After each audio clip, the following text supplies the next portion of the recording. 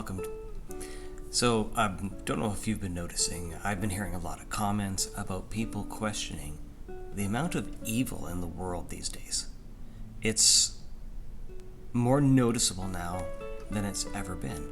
So, the question keeps popping up about the nature of God and the existence of evil, and how can there be a good God if there's also evil? Well, there are some good answers to that, but I think we should really start just at the beginning. And where did all this begin? It began in the heart of Satan, and then 1/3 of the heavenly host, whatever all that means, they rebelled against God and they fell from grace. Now, God could have punished them immediately, and they could have been cast into the lake of the fire, and that could have been it. End of story. But God allowed them to keep going. And I do believe that's because there's a purpose for evil. And whether we like it or not, evil does have its place. And it does do something. So, why keep them around? To begin with, we need to recognize that there's this need that we have to understand the holiness of God. Now, we can't really understand the purity and the holiness of God unless we have something to compare. So on a surface level, we need the example of evil to really understand how good God is. And it's not that a loving God doesn't allow evil. A loving God allows evil for the purposes that will transform people into who they're supposed to be and who they were made to be. Alright, so let's keep going. Evil can also be used to test, more than just test, but it's almost like an opportunity for people to realize how much they love God, how much they despise evil, and that has a redemptive power about it. When we learn to rely on God's goodness as opposed to our own strength, there is a purpose for evil. So we have to make it through this world understanding that we need God every day, that the evil is so bad that we cannot do this without God. We can't go a single day without brushing up against evil, but then how do we react to that? Well, the glory and goodness of God gives us this. The wisdom of God gives us the tools to be able to handle evil. Now, evil actually has two parts. There is Satan and his minions, and they are purveyors of evil, and pretty much everything they do and their full intent is on evil. But then there's also the human heart. The human heart has a bent towards evil, and we can see this in children, we can see this in adults, everywhere, is that if we're given the opportunity for evil, our hearts kind of lean in that direction. The stuff that we know we shouldn't do happens to be the stuff we want to do. And you know what I mean. Like, it's even in the simple stuffs where we could choose the difference between being selfish or being selfless. We tend to want to think about ourselves first. And that just leads to evil playing out. Like, sin just plays out. But thankfully God has made the way out. So while we are tempted temptation is common all over the world, God makes sure that his followers have a way out. And that's what he does lovingly.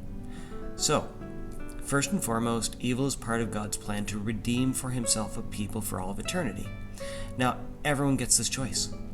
When we have this choice, then we know that we're going to choose good for all of eternity. That doesn't mean completely perfect. That means that we have made the choice that that's the direction that we want to go in, and then we allow God to do the work in us that leads us in that direction.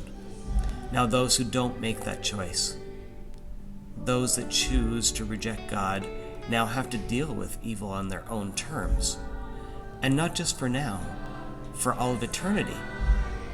So it's not so much that God is punishing sin, but he's allowing for the right consequence of sin, which ends up being eternal punishment.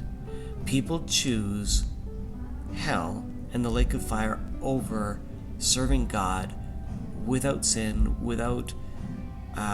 with righteousness for all of eternity. So that's the choice, and that's who God wants with him. It's people who choose him and who would choose righteousness. So where does that leave us now? Okay, so Satan's still here, we still have evil, and we know that evil has an end date. God is going to quarantine evil at the end of this world for all of eternity, so that those who choose him will be in perfection, and because we're good. But now, right now, God has given us armor. Now, if you notice the armor, which is listed in Ephesians chapter 6, it's mostly defensive. Why? Because evil's so bad. Because it's an onslaught and it's continual. Like we're up against, and to quote, the principalities and powers of evil that are right here. We're up in a war against evil. We need armor, and we need to use God's armor. And it's a beautiful thing. And if you notice, it always begins with truth. Truth is what holds our armor in place. So we need to be aware of evil and its destructive capabilities, but we also know that God has made the way for its undoing and our eventual complete good. So let's not give room to the enemy for evil in our own lives, but let's be salt and light for those who are around us who need to have a good perspective. So evil has a purpose, God's love is undeniable, and for those who choose God, there's a beautiful future. And it doesn't take much to choose God. You just recognize that we need him. Like our sin is that bad that we can't do anything really about it. We can pull up our bootstraps like just for a bit of time, but it's not sustainable. So we realize that we need someone to pay the price for that, and that's what Jesus did on the cross. And then his resurrection brought us new life where evil is not a part of it. We're still living in a world with evil, but it no longer has its hold on us.